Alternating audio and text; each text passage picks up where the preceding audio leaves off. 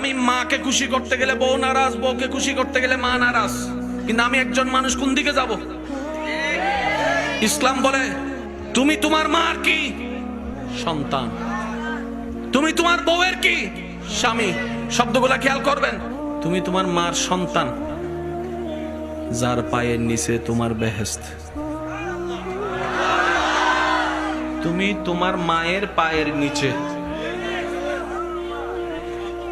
তুমি তোমার বউয়ের কি স্বামী, স্বামী মানে অভিভাবক। অভিভাবক কি নিচে না উপরে? মায়ের পায়ের নিচে তুমি, আর বউ তোমাকে মাথার উপর রেখেছে, কারণ তুমি বউয়ের অভিভাবক।